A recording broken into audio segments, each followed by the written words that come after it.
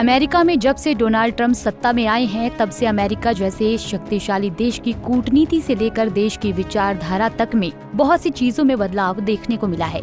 जहां पहले दो राष्ट्रों के बीच की वार्ता चार दीवारों के भीतर एक राज की तरह दफन हो जाती थी, वहीं अब बंद कमरों में चलने वाली इस कूटनीतिक वार्ता का असर धीरे धीरे समाप्त होते जा रहा है, जिसका जीता जागता उदाहरण बना है व्हाइट हाउस, जहां बीते कुछ दिनों पहले ही यूक्रेनी राष्ट्रपति के साथ डोनाल्ड ट्रंप की तीखी बहस के कारण व्हाइट हाउस चर्चा के केंद्र में आया था। वहीं व्हाइट हाउस एक बार वैश्विक राजनीति के तूफान का केंद्र तब बन गया है जब अमेरिका के पूर्व राष्ट्रपति डोनाल्ड ट्रंप और दक्षिण अफ्रीका के राष्ट्रपति सिरिल रामाफोसा के बीच एक तीखी बहस हुई। ये मुलाकात, जो एक औपचारिक कूटनीतिक शिष्टाचार और सहयोग की उम्मीद के साथ हुई थी, धीरे धीरे आरोप प्रत्यारोप और तर्कों के तूफान में तब्दील हो गई। ऐसे में क्या है पूरा मामला और कैसे व्हाइट हाउस में गुप्त रीति से चल रही चर्चा बहसबाजी के मुद्दे के रूप में बदल गई, इसके बारे में आपको विस्तार से बताते हैं।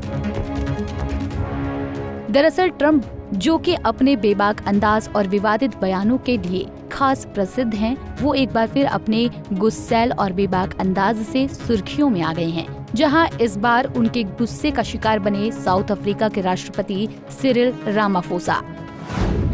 रामाफोसा से कैसे बिगड़ गए ट्रंप? दोनों के बीच व्हाइट हाउस में कूटनीतिक विषयों पर चर्चा हो रही थी। इस दौरान ही दोनों के बीच श्वेत किसानों के साथ दुर्व्यवहार करने के मुद्दे पर बहसबाजी हो गई, जिससे व्हाइट हाउस में गहमा गहमी का माहौल बन गया। हालांकि ट्रंप ने बैठक की शुरुआत से ही दक्षिण अफ्रीका में कथित श्वेत किसानों के नरसंहार का मुद्दा उठाकर माहौल को गरमा दिया था।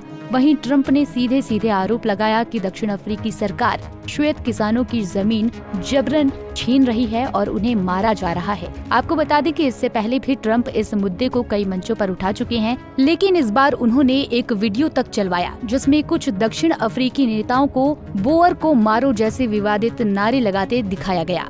बोअर शब्द दक्षिण अफ्रीका में श्वेत किसानों के लिए इस्तेमाल होता है। वीडियो के जरिए ट्रंप ये दर्शाना चाहते थे कि देश में सचमुच श्वेतों के खिलाफ सुनियोजित हिंसा हो रही है। वहीं ट्रंप यही नहीं रुके, उन्होंने ये तक कह दिया कि दक्षिण अफ्रीका अमेरिका विरोधी विदेश नीति अपना रहा है और श्वेत विरोधी कानून को बढ़ावा दे रहा है। इसके अलावा ट्रंप ने ये भी आरोप लगाया कि दक्षिण अफ्रीका ईरान और हमास जैसे गुटों का समर्थन करता है और यही कारण है कि उन्होंने अमेरिकी सहायता फंड रोक दिए हैं।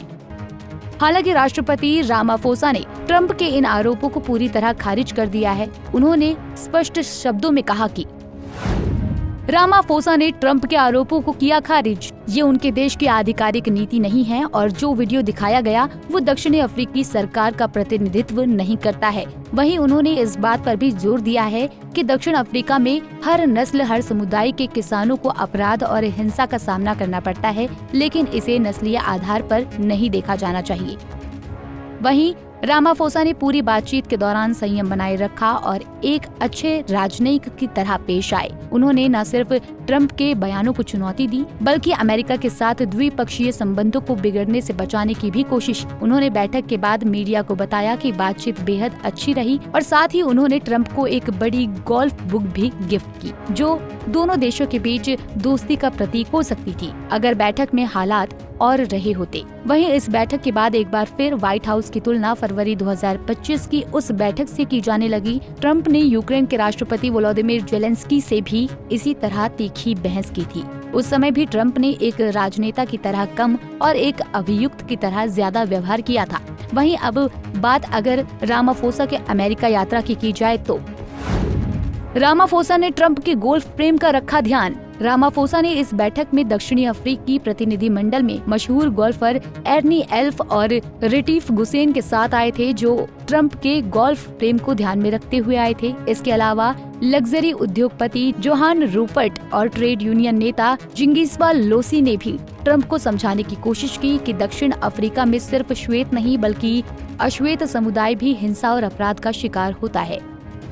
बहरहाल इस पूरे घटनाक्रम से ये साफ है कि ट्रंप अपनी राजनीति को वैश्विक मुद्दों पर भी उसी विवादास्पद शैली में लाते हैं जैसे वो अमेरिका में करते रहे हैं। दूसरी ओर रामाफोसा की कोशिश थी कि वो अमेरिका के साथ संबंधों को बचाए रखें और अपने देश की छवि को अंतर्राष्ट्रीय मंच पर कमजोर न होने दें। ऐसे में दोनों के बीच की तल्खी के बाद अब देखना ये होगा कि दोनों देश इस विवाद से बाहर निकलकर फिर से सहयोग की राह पकड़ते हैं या ये टकराव द्विपक्षीय संबंधों को और पीछे धकेल देगा। Bureau report, Punjab Kesari TV. हमसे जुड़े रहने के लिए हमारे YouTube चैनल को सब्सक्राइब करें और नई वीडियो की नोटिफिकेशन के लिए बेल आइकॉन को दबाएं।